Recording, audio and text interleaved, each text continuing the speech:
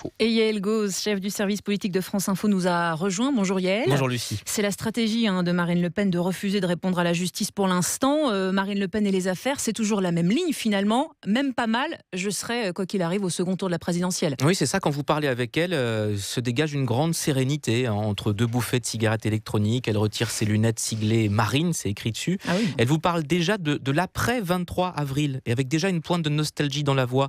J'ai adoré les meetings à la ferme, nous dit-elle.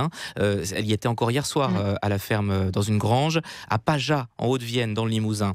La quinzaine du deuxième tour, ce sera très différent, ce sera que du grand format.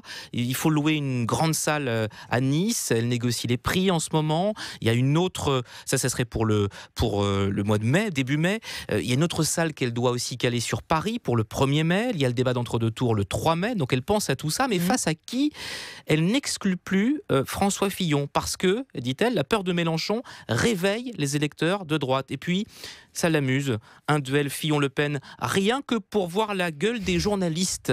Et elle éclate de rire. Mais l'adversaire idéal pour elle, ça ne change pas. C'est Emmanuel Macron pour pouvoir cliver entre mondialisation et patriotisme.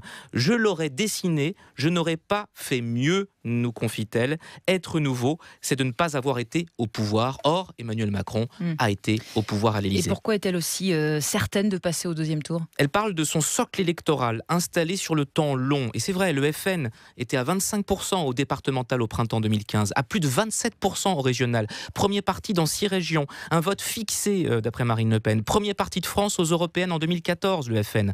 S'il y a du mouvement, ce ne serait pas à son détriment, c'est ce qu'elle pense. Elle ne peut pas descendre en dessous de cette barre, autour de 25%. Et pourtant, sur ce créneau très critique envers l'Europe et ses institutions, elle n'est pas la seule, Marine Le Pen. Jean-Luc Mélenchon est en pleine dynamique. Ça, c'est très intéressant parce qu'elle ait besoin d'attaquer frontalement, comme elle l'a fait hier soir à Paja, en Haute-Vienne. C'est bien qu'il y a une sensation de danger. Alors, c'est sur l'immigration qu'elle martèle sa différence. Il serait un candidat laxiste. Elle garantirait les frontières et elle profite du congrès de l'UOIF pour revenir à ses fondamentaux. Elle demande la dissolution de cette organisation. La menace islamiste est là. Elle veut expulser les fichiers S. Mais s'ils sont étrangers, immédiatement, monsieur. Il faut les expulser immédiatement. Nous n'avons aucune raison de conserver sur notre territoire des gens qui représentent un danger potentiel. Aucune raison. Monsieur Fillon n'a rien fait. Monsieur Macron ne dit rien d'ailleurs sur ces sujets, ça ne l'intéresse pas. Moi, objectivement, j'aurai une attitude ferme et je vous le dis, le lendemain de mon élection, je procéderai à l'expulsion des fichiers S étrangers.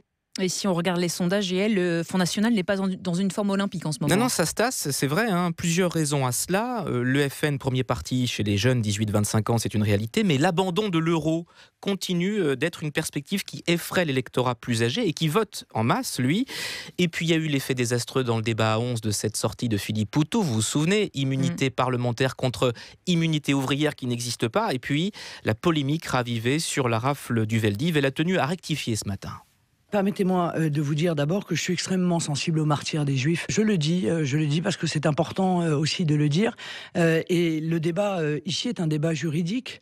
Est-ce que la Vichy c'était la France ? Voilà, c'est le seul débat. Ce débat, il existe depuis des décennies dans la vie politique française. Il fracture les gaullistes entre eux d'ailleurs.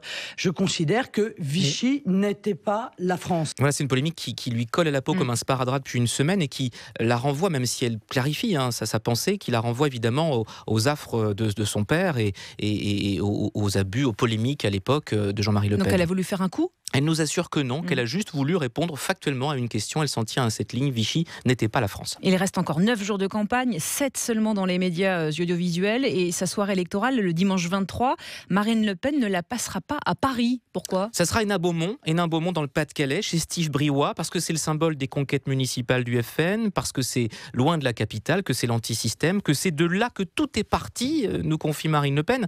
C'est vrai qu'en 2007, il y a 10 ans, aux législatives, il n'y avait que elle qui s'était maintenue au deuxième tour, qui avait réussi à se qualifier pour un deuxième tour pour le Front National en France. C'était la seule circonscription et c'était elle. Elle avait réalisé plus de 20% des voix. Donc pour elle, c'est de là que tout est parti. Et puis elle réfléchit à son implantation pour les législatives. Ses projets sont encore flous pour la suite. Sera-t-elle une députée FN plus tard, éventuellement une présidente de groupe FN à l'Assemblée? Elle y réfléchit, mais elle se sent aussi très bien au Parlement européen. Elle aime bien ferrailler contre Merkel. Et qu'est-ce qui se passe pour Marine Le Pen si elle perd ? Elle a répondu à Jean-Michel Apathy ce matin.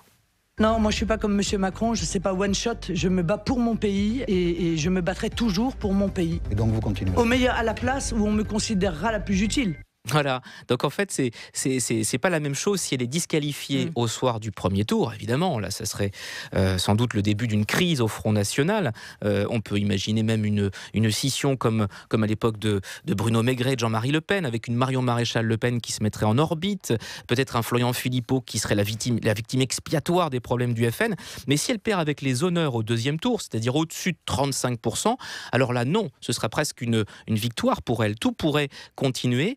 Le fameux plafond de verre, c'est évidemment la limite aujourd'hui qu'elle doit franchir. C'est pour ça qu'elle gèle des circonscriptions, une quarantaine, pour pouvoir tendre la main à l'autre droite qui pourrait la rejoindre. Nicolas Dupont-Aignan est très doux avec elle en ce moment, elle le remarque.